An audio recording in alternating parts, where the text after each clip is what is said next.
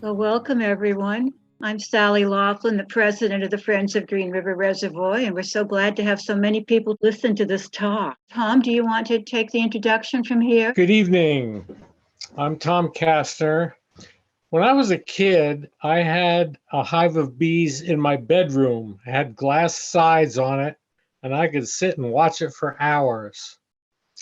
But those are domesticated bees, and tonight we're going to talk about wild bees. And to do that, we've invited Spencer Hardy, the Wild Bee Survey coordinator from Vermont Center for Ecostudies. All right. Thanks for having me. Let me just share my screen real quick and we'll get started. Well, thanks for having me here. I'm going to talk about, like Tom said, the bees of Vermont, and I will talk a little bit about honeybees, but only in how the context of how they fit into the wild bee landscape. And I'm going to cover a ton of material tonight. It may be overwhelming at first if this is the first time you've sort of thought about wild bees beyond honeybees and maybe bumblebees.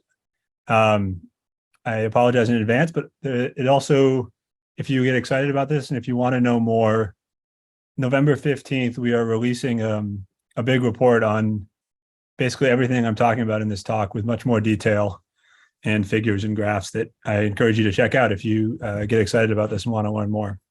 I'm just going to try and cover the whole breadth of what is kind of a large topic. Let's see. So starting with the very basics, what are bees? I asked this question at the beginning of all my talks, and unsurprisingly, people have trouble coming up with a concise answer. It's not a common fact, although everyone knows what bees are or knows of bees, but it's not an easy group to define, and it is much more than sort of the common knowledge perception of honeybees and maybe even bleeding into wasps. So there is a single feature that defines bees, these tiny little branched hairs that you find anywhere on a bee's body or somewhere on a bee's body. You really need a scanning electron microscope to see them. They're not hard to see even with a nice dissecting microscope like the one behind me. But these are important because it's an adaptation for collecting pollen being the major food source for wild bees and for honeybees as well. And that is important ecologically because it makes them potential pollinators for a lot of plants. They're intentionally gathering pollen and moving it from flower to flower. Taxonomically, bees fall into 7 different families, 6 of which we have here in North America, all of the 6 in Vermont. It is a group underneath the order Hymenoptera. So these are your ants and wasps, insects with 4 wings, as opposed to the flies, which only have 2. And then bees are this group of wasps, subset of wasps. I like to refer to them as vegetarian wasps. The vast majority of wasp species in the world are carnivores and they're eating either other insects, carrion, protein sources that are not from plants. Whereas bees get all of their protein needs from pollen and from so they're herbivores, which makes them unique in the wasp group. And let me add that feel free to put comments into the chat. I don't know if I will be able to see them, or comments or questions. Maybe I'll take a pause halfway through if there's a lot of them, or I'll get to them at the end, depending on how things go. Moving right along. So this is one of our smallest bees. These are the bees that most people are going to be familiar with. These are bumblebees, the big fuzzy ones that often people notice first thing in the spring. And what most people don't, or some people don't recognize, is that there's actually 17 or so species that have been or are currently in Vermont. There are 300 or so globally. These are the 17 that are found in New England or have been found in New England. 3 examples here. This is a really great group for people to know because they're obvious. They're larger. They're the charismatic megafauna of the bee world. Big, fuzzy, kind of cute, relatively harmless. And they're relatively easy to identify. So if you see a bee like this with the red on it, unless you're in certain parts of the Champlain Valley, it's almost certainly the tricolored bumblebee, Bombus ternarius.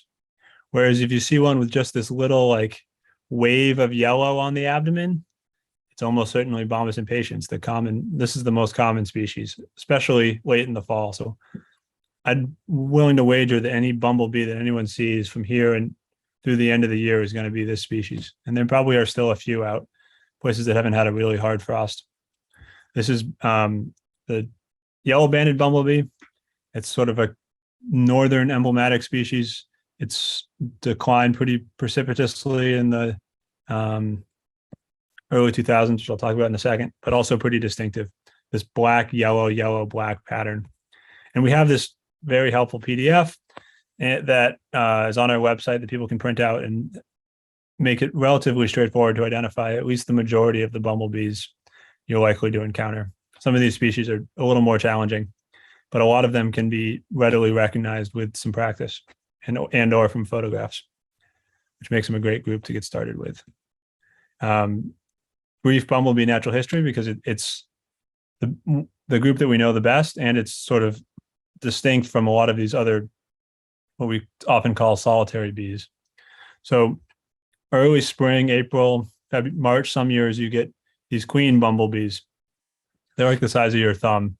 These are females that mated in the previous fall, spent the winter in a pile of leaves or in a rodent burrow.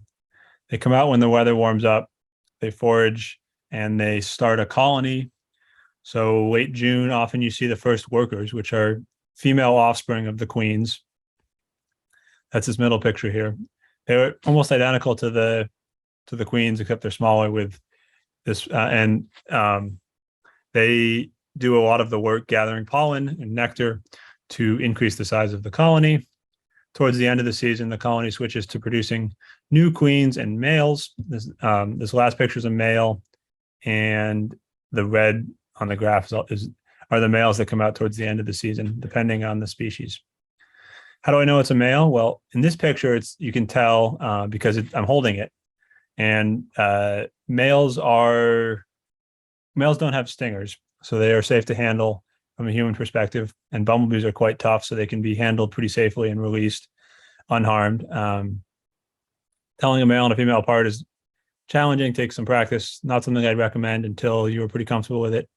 I've messed up a few times. It's painful, but not the end of the world unless you're allergic. And this is a bumblebee nest, a small, probably early stage nest where the queen has laid these eggs in these honey pots, they're called, that will become workers in a few weeks. So that's a very brief overview of bumblebees. We know a fair amount about them because of the Vermont Wild Bee Atlas. 2012, we started this project looking at bumblebees around the state and comparing historic abundances in blue here to modern surveys that were done during this atlas. And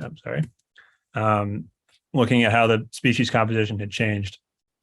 And this figure on the right shows some really drastic changes with previously common species, Bombus fervidus, Bombus affinis, basically disappearing. So there were no modern records of Bombus affinis, which is the rusty patch bumblebee, which some of you might have heard of. It's been in the news a lot lately as the first bumblebee to be listed on the endangered species list federally. And a couple of these have made it onto the state endangered species list. You see drastic declines in Bombus terricola, Bombus pennsylvanicus, yet other species are increasing, at least in relative abundance. So Bombus bimaculatus, the two-spotted, is now one of the most common bees, whereas prior to 2000, it was a small percentage. So now I'm going to talk about work that spawned out of the bumblebee survey, where we decided that it was time to start looking at other bees that were beyond bumblebees. So we started this project in 2019 without a good understanding of what what we were likely to find and what bees were known from Vermont. There wasn't a checklist to go off of. There wasn't there wasn't much known about these small bees that were not bumblebees. And so we've gone through a lot of field work. We've gone through museum collections. We've collected historical data.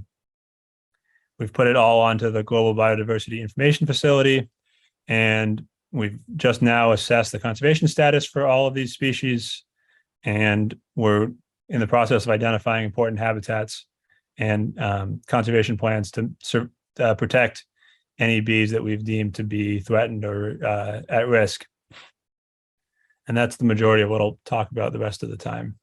I see there's some chats. Bumblebee nests are laid somewhere between the surface of the ground and inside a rodent burrow, depending on the species. Some species are known to make like a thatch nest where they bunch up a bunch of grass and they're above ground. Sometimes they'll nest in bluebird boxes or tree cavities, but most of the nests that I've come across, and which is not a huge sample size, but most of the ones I hear about are in rodent burrows or small holes underground. And the honey pots are like pinky nail size. Depending on the queens would be larger, but for the workers and the males, I don't know how large the eggs are.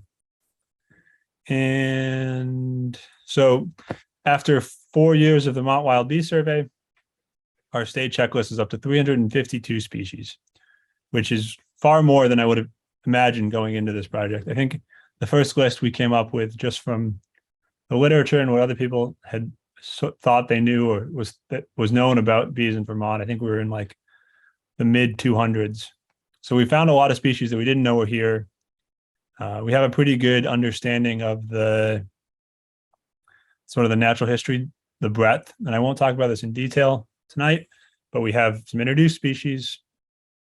There's some specialist species that only visit 1 or 2 flowers for all of their pollen needs. This one here in the bottom right in the pink flower, this is Andrena distans, which is a specialist on wild geranium. So only found on wild geranium flowers in late May when geraniums are flowering. Only active for a month or so to coincide and to collect pollen just from that one flower or flowering species. There's about a quarter of the Vermont species are parasitic, meaning they take over the nests of other species. They don't actually collect any pollen themselves. This is an example that they find the nest of their host, crawl inside, lay an egg, and that egg eats the nest of the host bee. All of their hosts are other bees that collect pollen. And these parasitic ones think of them as the cowbirds of the bee world, where they lay an egg in a nest that's not theirs, and then that egg develops on its own. And this is an example of some larvae inside of a raspberry stem, I believe, where they were developing. And then about half of the species in the state are generalists, meaning they visit a variety of flowers, things like bumblebees that aren't as picky in their diet. So those 350 odd species have come from nearly 60,000 records that we've accumulated. This graph is a few months old, and iNaturalist, which if you're not familiar with, I will talk about more at the end, it's an online platform that collects photo observations from community members. And since I took this screenshot, it's surpassed our other 2 surveys and become our largest single source of data on bee records in the state. A lot of these other collections are from smaller projects and from museum collections, places where we've found specimen records that we have curated and shared to put them all into one place so that we can do some powerful analysis with them. And this is showing the growth in iNaturalist over the past few years. Obviously seasonal when the bees are active, but every year there's more and more observations. Since this is the Friends of Green River Reservoir, I'll spend a minute talking about what we know about this area and what there's still to learn. I was surprised that there were not more bee records when I went digging to find this figure. There's what is there, 16 or 20 records of bees that are known from this bounding box or from this map. Most of them, I think, are from the road into the reservoir. Some of them come from iNaturalist. Some of them come from semi-professional or amateur bee watchers that had collected here and had sent those specimens off to us to get identified and databased. Not a ton of records. And just looking at the species list, I think almost all of the work was done in August or September. There's a lot of spring species that I suspect are there that have not yet been documented. And most of these are fall specialists. I'll just highlight this one here. This is the neighborly nomad, is a parasitic bee that specializes. Its only bee host that we know of is the hairy banded mining bee, which is a fall active, maybe 1 centimeter long ground nesting species that specializes in goldenrod. So it's collecting pollen from goldenrod, and then this nomad bee is parasitizing its nest and laying an egg in that goldenrod ball that has been gathered underground by its host. So there's obviously a lot more bees in this area. I'll talk about at the very end. I'll talk about some plants that I think support interesting bees that are probably in this part of the state. There's plenty of wetland shrubs, blueberries, and other ericaceous plants that I know are around the edge of the perimeter of the reservoir. There's some wetland plants that probably have cool bees. Some of the flowering understory in the hardwood forests, mountain maple, striped maple, all the spring ephemerals, those all have bees that are associated with them, are often found on those flowers. Just goes to show we need to do some more work in this area. So next time you guys are up there on a sunny day and notice any bees on flowers, it's worth adding observations to iNaturalist to help us fill in this gap. The question I get maybe more often than not when I start explaining the work that I do, especially when I'm in the field, is people want to know how the bees are doing. And it's a very good question. It's a lot of the motivation behind this whole project, behind this project and the Bumblebee Atlas. The short answer is we still don't know yet. We just don't have the depth of historical data to make robust conclusions about trends, about populations. Unlike birds, where we have 50 or 100 years of data from Christmas bird counts or breeding bird surveys, there's no comparable data set that we have for bees. So the historical trends and the population analysis that we're able to do is much more speculative, much less robust. But we do have some data, almost all from museum collections. So this is a small snapshot of some bees in the UVM collection that were collected probably by students for various entomology classes or undergraduate research projects, potentially some graduate projects. They're collected in the 70s, the 80s, 2000s, pinned, labeled, and put away into these museum drawers.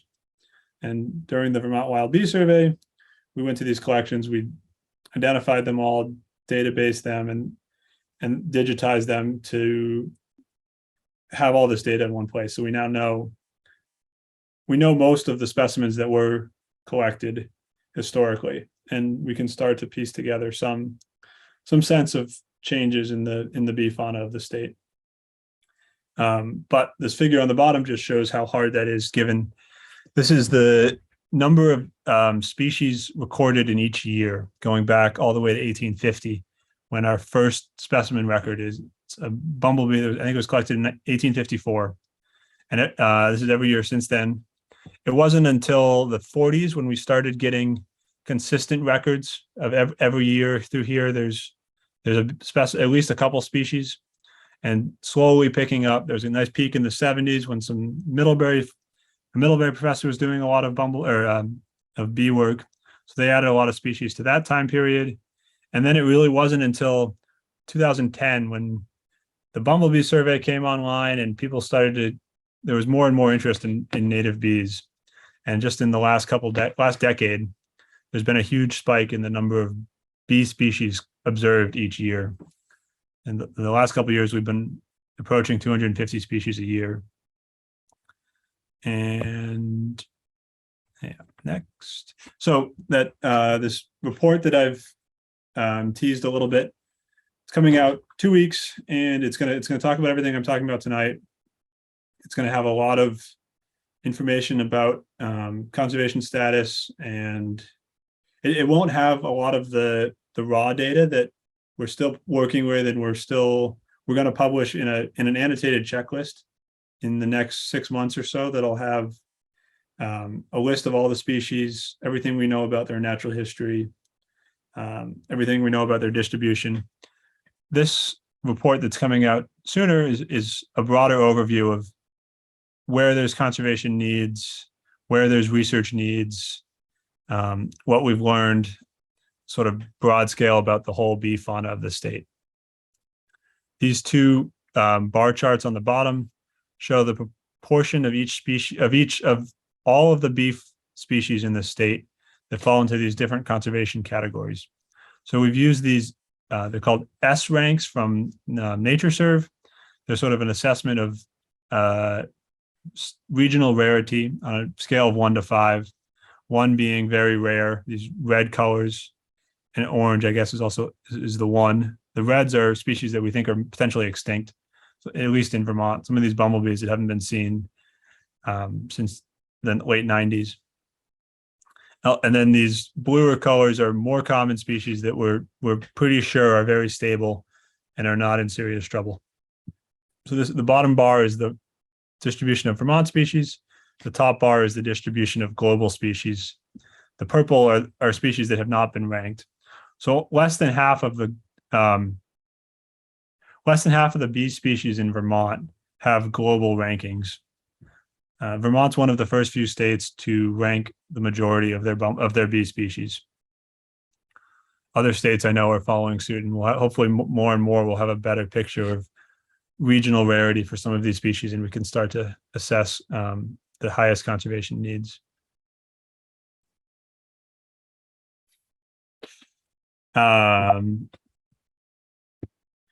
In this report, we created this conservation watch list.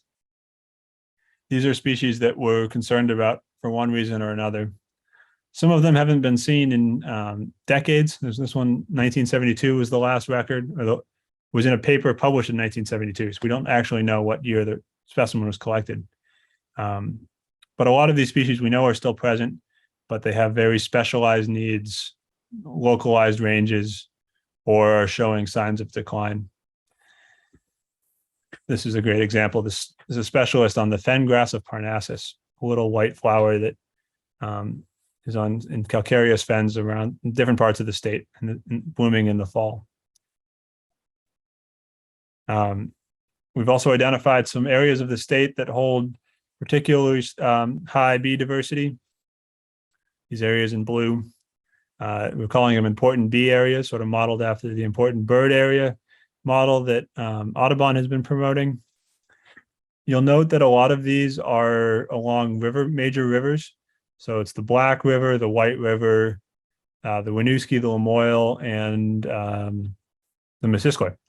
And these rivers end up being really great places for bee diversity because there's large sand deposits along the banks from the decades and centuries of river flow have deposited these sands, and the sand ends up being a really important place for a lot of bee species because it makes for easy nesting, easy digging, good water drainage. A lot of these ground nesting species are only found where you have like pure sandbox, high quality sand, I call it. So if there's any sandy areas that you notice around Green River Reservoir, those would be great places to focus your attention to find uncommon or rare bees. Another part of this report, and this won't be fully available for a little while still, but we have these species accounts that we've been building. So we're using all of these 60,000 records that we've collected, and we're breaking them down by the species. So all the information we know about species. In this case, this is the Pruniose squash bee. This is a specialist on squash and zucchini. You see the list of the plants it visits, almost all, the vast majority of the records are from these large flowered cucumbers, gourds, squash, pumpkins. Sorry, not cucumbers, zucchini, squash, pumpkins, the squash that are grown in gardens with really large flowers, not the watermelon and cucumber smaller flowers. It's found statewide, basically anywhere that someone has a garden and they've spent the time to photograph or observe. In their squash blossoms, they find these bees. You can see when they're active. You can see when the records begin. So this bee wasn't found until the early 2000s, which is almost certainly an artifact of sampling effort. I suspect no one in the 20th century was bothered to collect bees on their squash flowers for one reason or another. Although this bee has probably been here since indigenous agriculture brought squash to the Northeast 5,000-10,000 years ago. Hard to be sure. It evolved in the southwestern U.S. and has followed squash cultivation across the country. So, and one more thing that we have in this state of bees that you'll be able to play with shortly is these flower interaction charts. So this is using all that flower data, and it's sorting by bee genera on the left, bee species on the left, and flower family on the bottom. This is just one genus of bee. There's 15 or 20 species, and you can get a sense of what flower families they're visiting. These are the blueberries. These are the peas and bean family that includes a lot of non-native legumes, the clovers and bird's foot trefoil. These are popular plants with this genus. You've got your asters, which would be, in this case, these are spring bees. So this would be dandelions and maybe coltsfoot. The rose family, apples and I think blackberries are also in there. But you can see the wide range of plant families that are visited by just a small number of bees. Many of these bees are really only visiting any one species could be visiting a half dozen plant families in this case. I have a bit on pesticides coming up soon. So now that we know this information about the bees that are here, we can start to talk about possible threats, things that have been shown to cause local or regional declines in populations, things that aren't yet known but could likely cause problems, and the big list that affect most any taxonomic group: birds, bees, lizards, whatever it may be. You've got land use changes, pesticides, climate change, and then pathogen spillover and introduced species. And I'll touch on most or all of these very briefly. Again, there's more information in this report that's coming out soon. It's always worth remembering that Vermont, historically, if you go back more than 300 or 400 years, was a heavily forested state. The meadows and rolling fields that we're so accustomed to are sort of an unnatural phenomenon. Bees, in general, a lot of species are like open areas. They need sun, they need flowers. So they've probably some species have done relatively well in the last century or two of clearing and of opening up the landscape. There are a number, maybe 20 or 30 or more species that we think of as forest obligates. These are bees that are only found in mature forests, on spring ephemerals, flowering shrubs, that kind of thing. So those bees probably were pinched sort of the way that the ovenbirds and some of these other forest birds suffered in the late 1800s, and then have made a comeback. It's possible we lost bee species during this period of great land clearing. It's really hard to know without any data.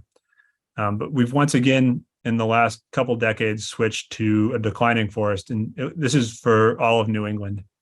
And this decline is not from logging and agriculture, but predominantly from development, which has a different set of influences on bees.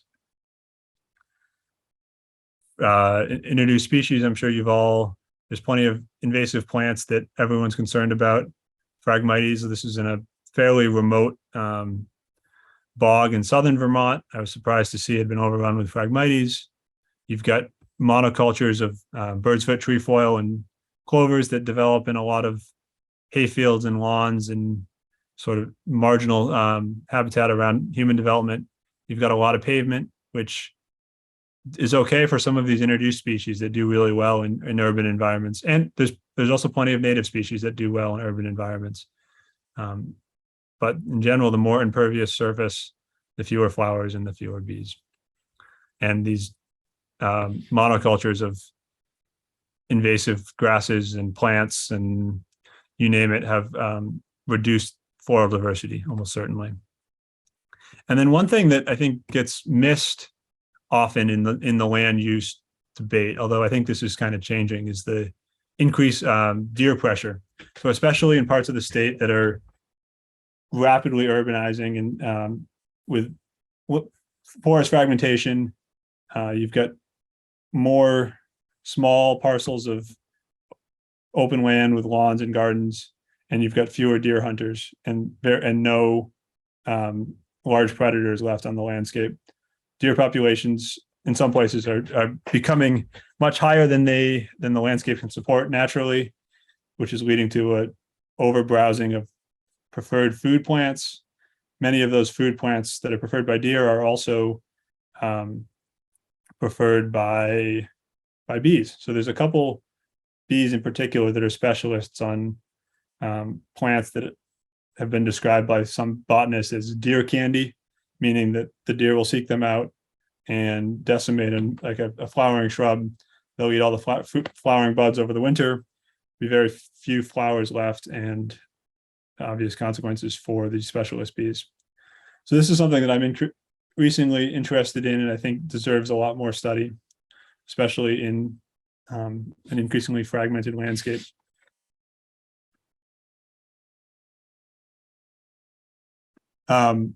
There's a question in the chat about common names for bees. That's a good question. And that graph that I just showed with the flowers does not have common names. It's possible we could get them in there in the next few weeks. We've been more and more, common names for bees didn't really exist when we started this project 3 or 4 years ago. There were some of the bumblebees had names. Those have sort of become standardized in the last few years. We're working out with some collaborators on a list of common names for all the bees and standardizing them. And those will be included in our eventual checklist publication. We use them whenever possible in this report, understanding that they're a lot easier to understand, to pronounce, to spell. There's a lot of good reasons to be using common names. In that flower figure, I think there's 400 and some odd 400 something flowers and 300 something bees. And I think it was hard to display with even just with the Latin names. But in the future, we're going to do more work with all of that, those 20,000 flower bee interaction records, and that will certainly have common names in it. Pesticides, this is something that's been in the news a lot lately. There's a significant concern about a variety of pesticides. The big one that I hear about the most is these neonicotinoids. These are systemic insecticides, often applied on treated seeds. They're absorbed into the entire plant, the pollen included, and the nectar. Those are consumed by these bees. There's a variety of both lethal and sublethal effects that have been documented quite well in the lab and some in the field. It's a big concern for honeybee keepers, especially in agricultural areas where there's large acreage of these. They don't break down very well. They end up in water. They're banned in other countries. The United States is a little bit behind on that, but there's definitely there's work being done in Vermont to manage them as best as possible and to reduce their use. A lot of the use and a lot of the concern is coming from larger agriculture in the western part of the state, in cornfields, particularly corn and soy. But it's worth noting that a lot of these pesticides and plenty of other pesticides, fungicides, herbicides can be purchased over the counter at Home Depot or any number of garden or home stores, and you can be used in residential settings where they have potentially more potential to get into host plants of native wild bees. And there's plenty of evidence showing that the mixing of fungicides and insecticides and just basically the chemical soup that is being applied to our landscape is having, not surprising, but detrimental impacts on bees, other insects, and then with cascading up the food chain into birds and other taxa. Climate change is another one of those large global problems that sometimes feels like it's beyond the scope of what we can possibly tackle. As with a lot of other groups, I think there's going to be winners and losers among the bees with a warming climate.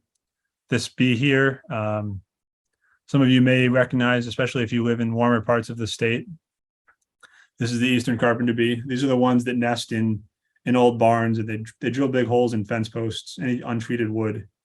It's a bumblebee size, loud, somewhat aggressive, although not harmful, bee that it wasn't in Vermont until I think the mid 2000s. We have our first record, but has exploded from the south, native to mid-Atlantic and into southern New England. But as it exploded north into Vermont and is now, I found it all the way up to the Canadian border and other parts of central Vermont, and it'll probably be statewide in the next decade or so. There's other southern species that we expect will move north. Many of the northern species are going to be pushed out, and then there's going to be changes to precipitation and winter temperatures and snow cover that's going to have a whole number of effects that are going to be hard to predict, but probably pretty problematic. Introduced species, there's a dozen or so in Vermont. This figure shows the first year, the record of each of the introduced species, increasing recently, although we've had introduced species going back into the 1800s. I'm getting short on time, so I'm going to speed up a little bit. This is a paper out of Mid-Atlantic showing the decline of native osmia below the line following the introduction of these two introduced osmia. These are the mason bees that often nest in bee hotels and are beloved by gardeners. They're easy to move around. They can use them for pollination for orchards and other spring blooming crops. I highly discourage anyone from purchasing mason bees or any other bee online or in the mail. You can at the moment buy tubes full of bees that'll show up in the mail. You let them go in your yard, and it's supposed to supplement the local bee population. There's real concern about what species those are, but more importantly, they could be spreading diseases and parasites that we don't have a good grasp on. So at the moment, at least, not something we recommend. These bee hotels, on the other hand, can be great with caution. Honeybees, this is everybody's favorite topic. Everyone is familiar with honeybees, at least on some extent. The whole Save the Bee movement started with beekeepers noticing declines in honeybee production and output. It's worth noting, there's a lot of things to unpack here. I will do my best in a short amount of time, but it's worth noting that the number of honeybee hives in the United States has increased in the last 2 decades.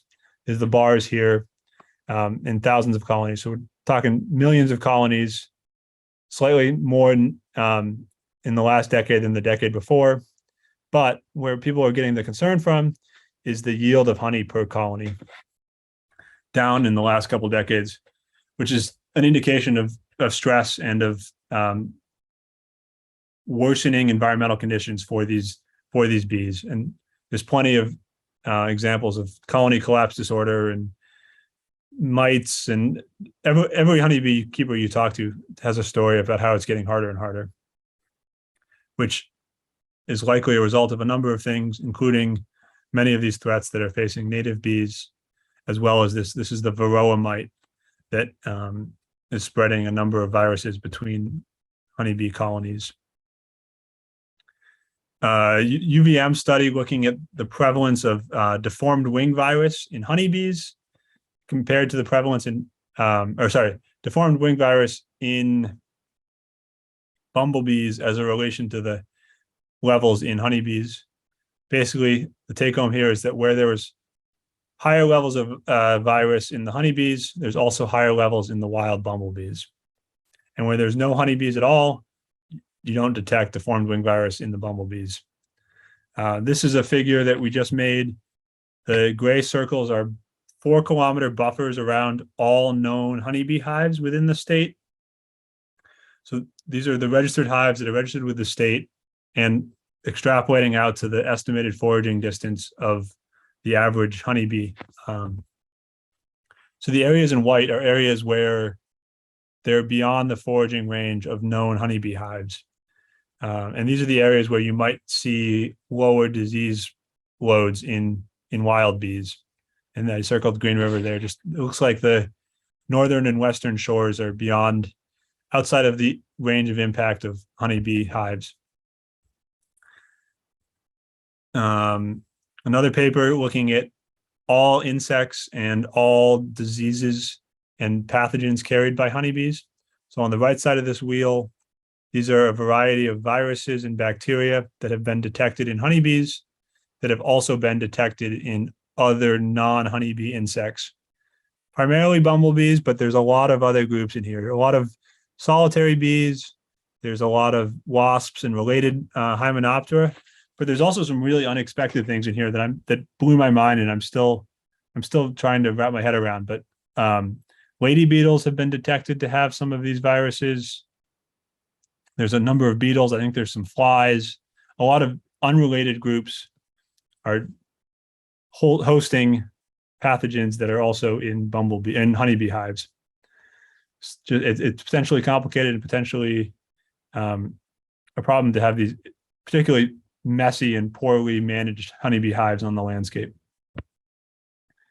But I also recognize that honeybees have an important role to play in agriculture, economics. There's plenty of good reason for honeybees to be used as a tool for outreach and for education and to get people excited about bees in general. And there's a lot of overlap in the goals of honeybee keepers and native bee conservation are very compatible.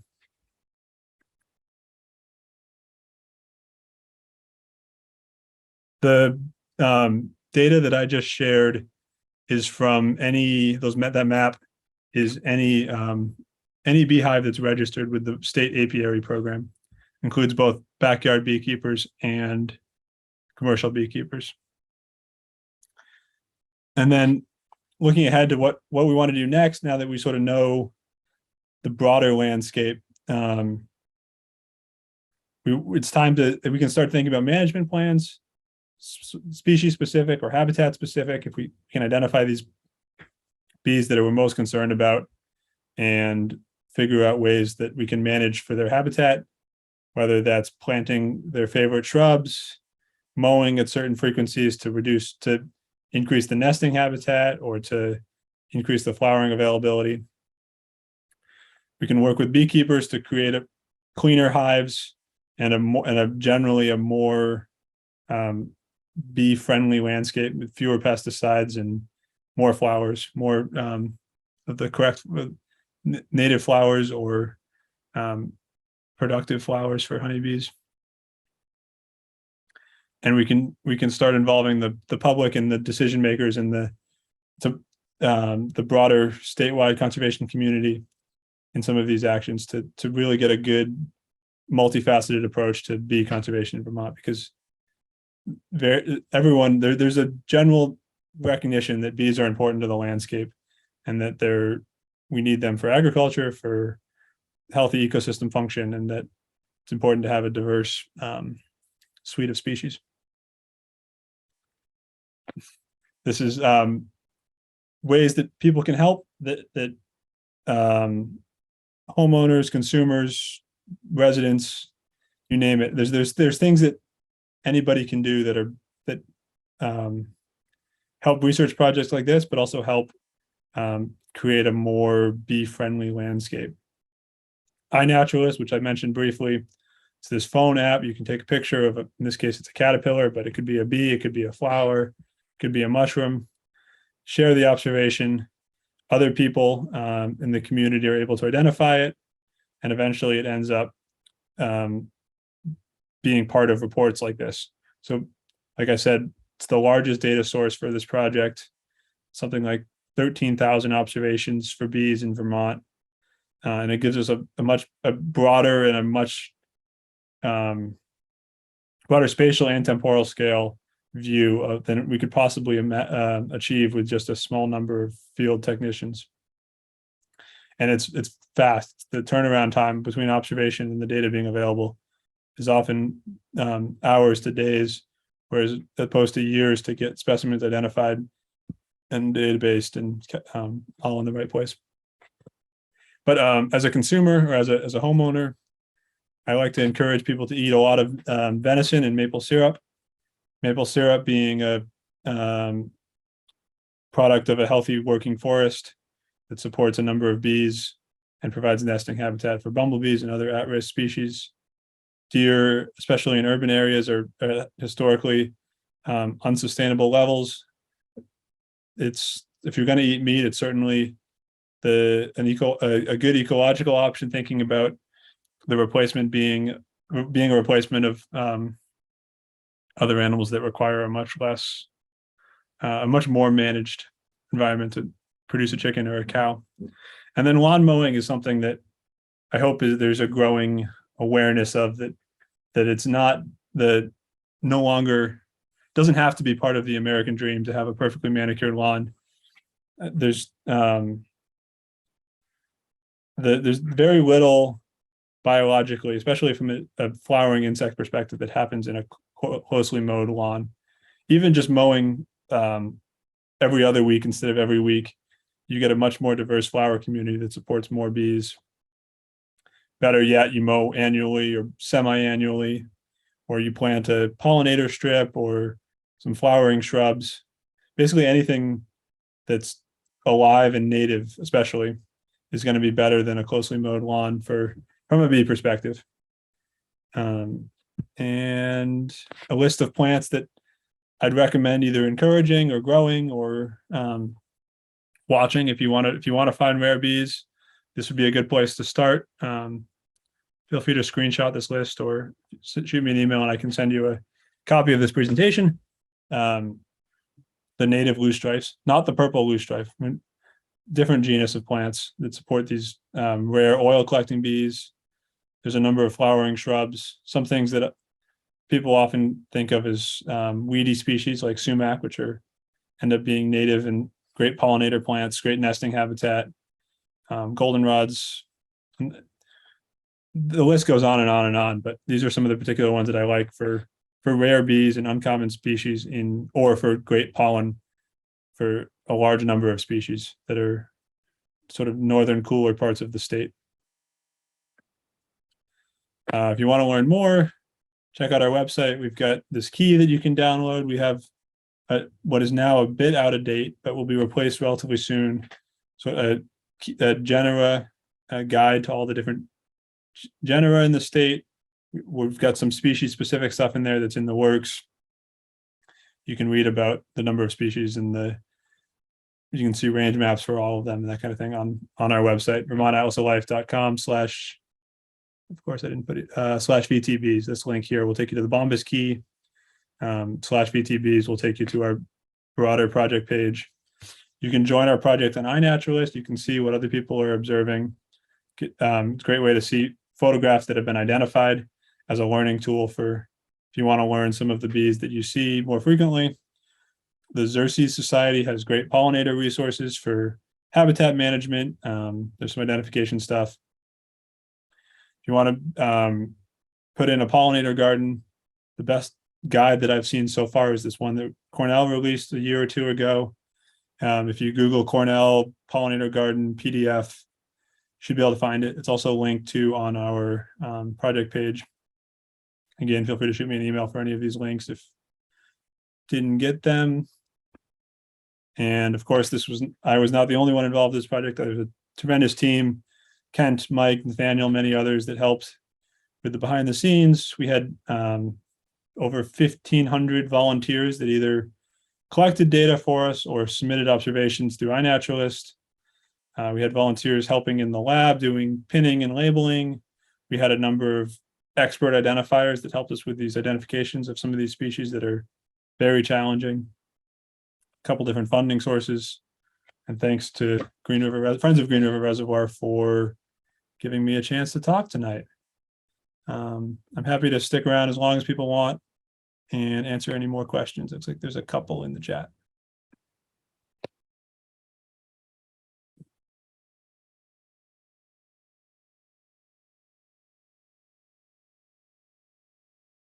Yes, I think there are several, and you've got a lot of the questions, but there's several more. You probably can read them there, Spencer. Yep. Can you guys see the chat when I share the screen? I've never done this before. I opened it on my computer. Good.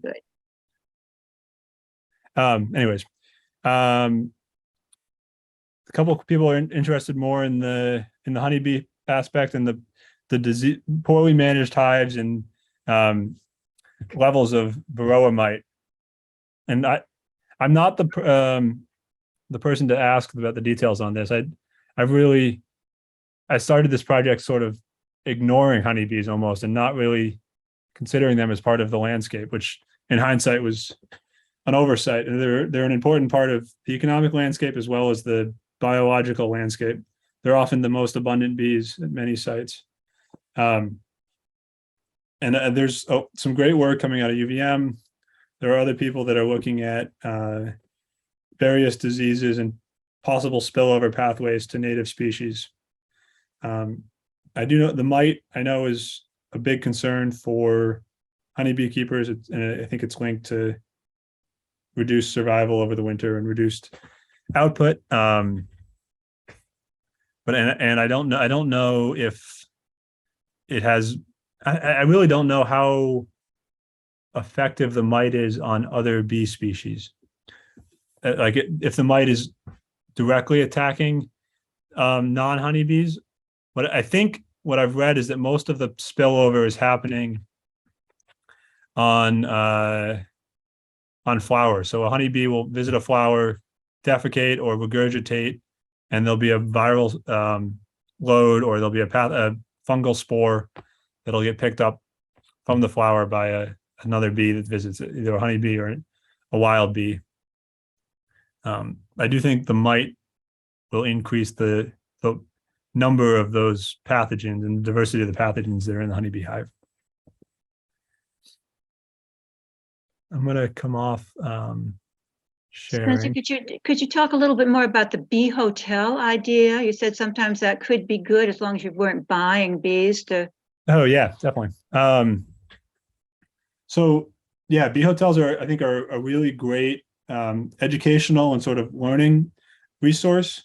That if people aren't familiar with them, there's a number of different forms, but basically it's artificial cavities above ground that cavity nesting bees will use. Something like, I think it's like 12% of our species nest in cavities. Usually it's plant stems or beetle holes in dead trees. But you can simulate these either by the easiest way is to drilling holes into the end of a piece of firewood or a 4x4 or something, or you can get these bamboo tubes that work pretty well. You can even do, I've seen paper tubes, and bees and a lot of wasps will use them too, but they nest in there. And then the concern that I hear most often is that if you leave them up year after year after year, you build up a large population of what are normally solitary species in one spot, and it attracts predators, and you get a potential for disease buildup, and then which then spreads it back out into the broader bee community. I've been playing with them the last few years, just on an annual basis. So I keep them for one summer, put them someplace away that the bees can escape in the spring, but new bees can't come in. So I put them in like a box with a lid with a small hole outside, so it's exposed to ambient temperature. in the spring and summer, all the wasps and bees will emerge, but they can't get back in to reuse the same cavities. And that prevents a buildup of pathogens. And it's the multi-year massive aggregations of bee hotels that I think people are concerned about. But I've seen downy woodpeckers and chickadees that have found my bee hotels in the late fall, early winter, and cleaned out as far as they can reach with their time. So you could put a screen up for birds. You could add it to your bird feeder.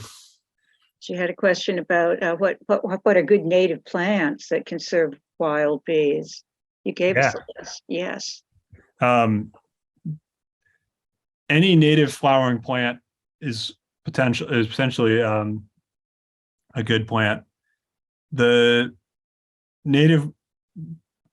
Generally native plants are better than non-native things. These are things that the bees have evolved with.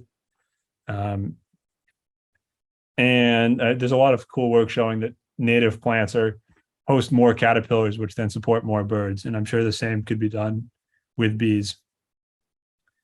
We've got a list on our website of plants that are visited by specialist bees, which is always fun because these bees won't show up in a generic pollinator garden. If you put in the easiest lawn, if you go to a Home Depot and you ask for pollinator plants, you're probably going to get these season-long blooming plants that are probably great for honeybees and bumblebees, but they're not the ones that the specialist bees are going after for the most part. The other thing to consider, I think, is how easy is it to establish and maintain. Plenty of these native plants are going to be really tricky to find a source for seeds or starts, and B, to keep them happy so that they don't get outcompeted by weeds or be too wet or too dry. So my first recommendation is to look at the various shrubs. And if you're trying to fill a space in a garden or in a yard, think about what shrubs that might work. There's plenty of flowering shrubs that are often overlooked and that are great bee resources. Willows, sumacs. If you want something that's a little more attractive, like spirea, rhododendrons, especially the native cultivars of rhododendrons, dogwoods, some of the viburnums, nannyberry, any of the plum, cherry things that are maybe not this truly native, but are pretty close and seem to functionally pretty similar to some of the native species. Spencer, one thing that would be good to have you speak a little bit more about, Dan Noyes had asked Act 145 passed in the last legislative session that looks at regulating the neonicotinoids. Should the state be doing more, and if so, what? Yeah. From a bee perspective, I think there's a lot more that can be done to regulate neonicotinoids. And it's a tricky issue in a large part because it's really a national problem, and boiling down to economics of large scale dairy farming, where there's the margins are so thin that and the big one is that even if Vermont was to outlaw treated seeds for any number of corn or soybeans or any of these commodity crops, there really is not a source of untreated seeds available for most of these growers. So it's the supply chain doesn't exist to support a neonicotinoid free like agricultural system, unfortunately. And maybe more so in Europe, where there are more national level bans, EU level. I think we definitely need to be critically examining how we grow our food, where we get our food. I think there's no reason that neonicotinoids should be allowed for backyard use. I think there's other alternatives, but it's a tricky political issue, and I think there was a lot of excitement about the bill that passed in a way that had been significantly altered since it was drafted and is less impactful from a conservation standpoint. But I think is a compromise to keep our farms alive.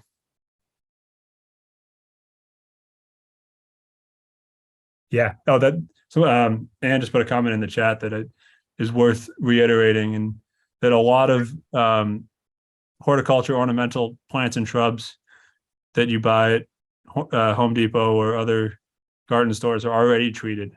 So you can buy a shrub or a chrysanthemum or something. It's probably coming from out of state, and it's pre-treated with neonicotinoids so that the pollen is potentially toxic. So definitely, if you're working with local nurseries that you know are not likely to be doing that, or asking to see which flowers and shrubs are not treated. I mean, it makes sense that if people are trying to sell a nice flower that hasn't been eaten by leaf beetles or something, I see why the incentive to treat it, but that has potentially devastating consequences for anything that visits the flower there. I think somewhere on our website, we have a list of local nurseries or regional nurseries that are doing a good job with native and regional plants that specifically for pollinators. I think that's it. And there's a really on a really encouraging note, unless anyone else has more questions, but I think backyards are a really significant habitat for a lot of these rare bees. I think there's a lot of momentum in the right direction, and with small changes in where we get our shrubs and what we plant and how much lawn we're mowing and what the landscape surrounding our house looks like, we can do a lot to improve the habitat for wild bees as well as for managed bees. And yeah, I'll leave it on that unless other people have questions. I'm happy to stick around. Feel free to shoot me an email. It's shardy at BT Ecostudies. Thank you so much, Spencer. It's fascinating presentation. I'm sure we've all learned a lot, and we all appreciate it very much. Anyone have any final questions? And thank you very much. And if everyone knows they can get a hold of Spencer at the Vermont Center for Ecostudies if there are more questions or more follow through. And keep an eye out for this report that'll have more detail on a lot of this. Spencer, I was wondering if you could just say a couple words about the Center for Ecostudies. I was 3 minutes late joining. Yeah, sorry, I really didn't do any introduction on us. My apologies. We are a relatively small nonprofit based out of White River Junction area. We do a variety of conservation. Our motto is uniting people in science for conservation. So we work sort of at the interface of community science and conservation. We spend a lot of time monitoring birds, and historically, a lot of the work has been focused on montane birds in the spine of the Green Mountains, Bicknell's thrush. We have a robust loon program that many of you on the reservoir area are probably familiar with. But we also have this Vermont Atlas of Life, which I had on one of my slides and I skipped over. But the Vermont Atlas of Life our mission is to aggregate all of the biodiversity data that we have for the state into one place, so that if someone wants to know about the slime molds that have been recorded in their backyard, or the bees that are in their town, or the birds that are known from one patch of forest, all that data is available in one place through this Vermont Atlas of Life Data Explorer. And part of that, under that big umbrella, is where I've been working on this Vermont Wild Bee Survey.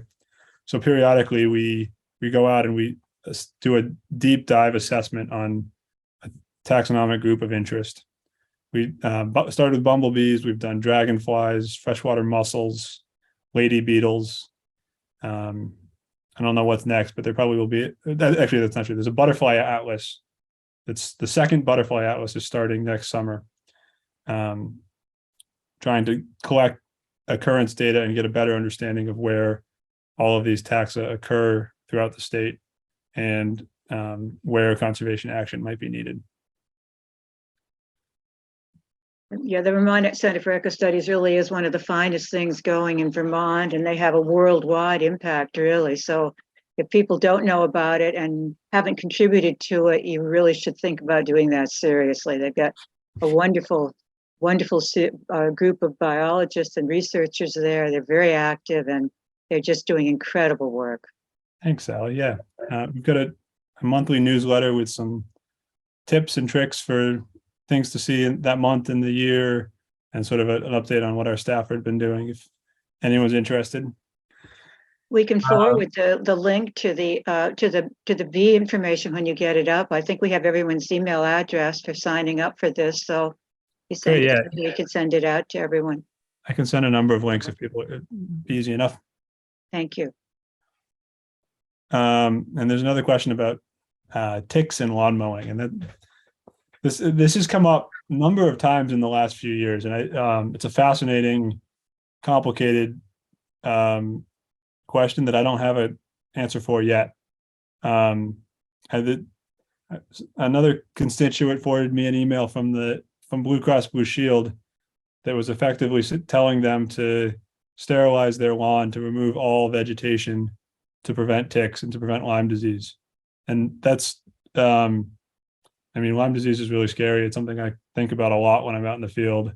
I know plenty of people that have had nasty problems with it. There's other tick-borne diseases to be concerned about.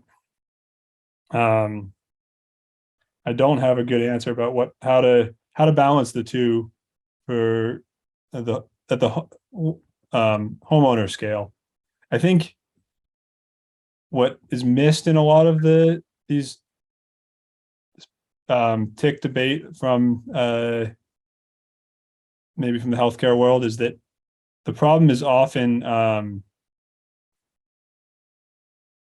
we've been addressing the symptoms and not the larger problem, and that I think there's been some really cool work showing how forest fragmentation has changed mammal communities and how that has drastically increased the number of deer ticks that are present on the landscape. So by chopping up forests for housing developments, golf courses, you name it, fewer larger predators, more deer, more mice, more chipmunks, which means more deer ticks. And it's a symptom of a changing, unbalanced trophic web in the mammal communities. So clearing the brush out of your yard may have positive effects on reducing your chances of being exposed to a tick, but also might be increasing the number of ticks in the broader landscape by reducing habitat for. It's context dependent, and I really don't know enough to say much more than that. But Vermont Center for Ecostudies does a great winter speaker series. I believe this year it's going to be hybrid, in person, online. But I think it's the December speaker is Richard Osfeld from the Carey Institute in upstate New York, who's done a lot of this pioneering work on tick abundance and how that relates to the broader web. And that would be a fascinating talk for anyone who's interested in that project or that aspect of things. And one other thing on that, while we're on ticks, is we're hoping to do some work looking at effectiveness of various backyard tick treatments. And you see these signs some places to pop up of people you can treat your yard with either natural or synthetic tick pesticides that to reduce the tick exposure in your yard. And we some colleagues have talking about putting together a project to study the impact of that, both on tick densities and on the negative consequences for other insects potentially. Really don't know anything about it. It's a new problem to tackle, I think, but an interesting one.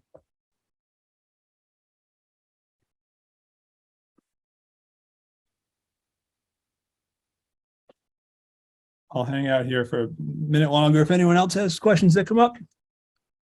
Again, many thanks to you from all of us, Spencer, for a fascinating talk. Hey, I'm glad people were able to attend, and it's always fun to hear questions and hear what different people are thinking about these somewhat complicated issues.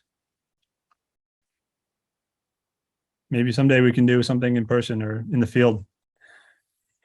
We'll all have to keep a close eye out when we're out at Green River to see what additional bees we could get photographed for I you. hope to see that spot light up on the map this summer. And there's probably 100 species that are just around the reservoir there. It's Lisa. I unmuted myself.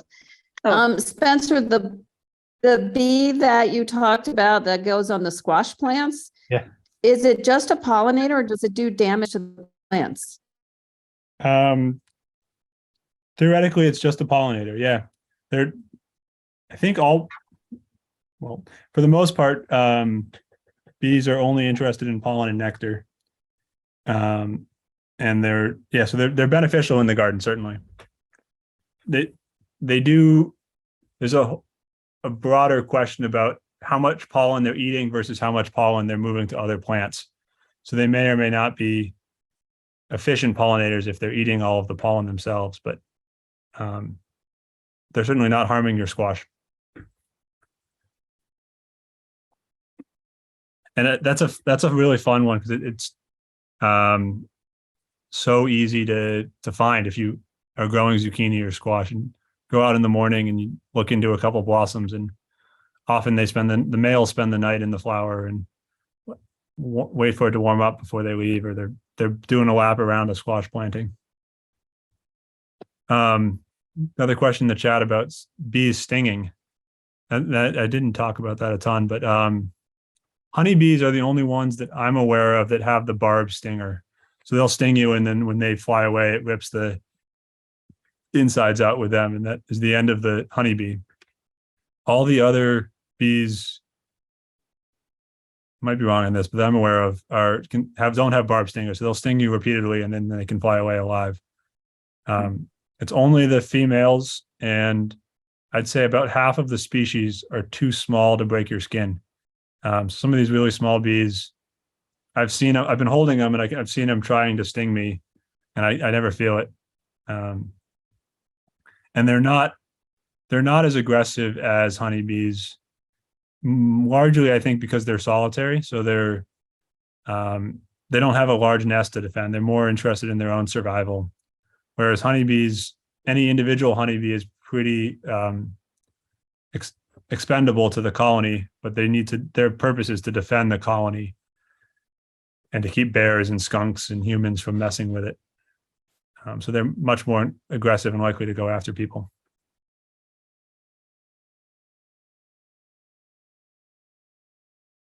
Yeah, we've seen in the springtime, we have these piles of dirt near our house. Yep. They occurred before we lived here, and we see little piles of dirt coming out of the piles of dirt. Now, are those minor bees? Is that? They kind of look like anthills. Yeah. But with a little larger hole. Yeah. There's a couple possibilities. If they're assuming they're not ants, and they're probably not. They're not yeah. ants. A lot of what I see that at first glance I would think are anthills end up being bees. There's a couple things. Mining bees, the genus Andrena, is one option, but because you said they're in a colony in the spring, and if they're there year after year, my guess is they're the unequal cellophane bee. I'll pull up a picture of one. I find them on like town greens and soccer fields and anywhere where there's bare dirt. They're often in like April and May, and then they're gone by early June. Yeah, yes, and these are right across from a wetland that has a whole nice diversity of, cattails and. This one, it's a generalist, but I find it most often on maples and willows. So red maple being in a swamp, that would be a likely candidate.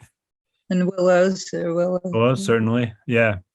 And I've seen aggregations that they almost appear overnight. So like first couple warm days, you go out there and it goes from there's none, and then a day later, there's 200 holes, and there's a female in each hole, and the males are buzzing around. Yeah. It's a fascinating colony to watch over a couple weeks. I was very excited that we found a colony here on the new Crush Nature Preserve in Cambridge, Vermont, this Great. spring. Yeah. I never known what they were before. Fascinating. And I think some of these colonies have probably been in the same place for 50 years or so since some of these soccer fields were built. And it's cool to see that all of a sudden people are noticing them. And I hear stories about, oh, I saw these bees that I never knew what they were. And You're getting us all much more aware of bees. Thank you for that. yeah, that's the goal. More often than not, though, it ends up being these unequal cellophane bees. I put a link in the chat if anyone's interested. Very interesting evening. We'll look forward to spring when the bees come back. Yeah. End of March. Thanks to everyone for coming, and thanks to you for a wonderful talk, Spencer. And Thanks. good night. Good night to everyone. Enjoy the 70 degrees tomorrow.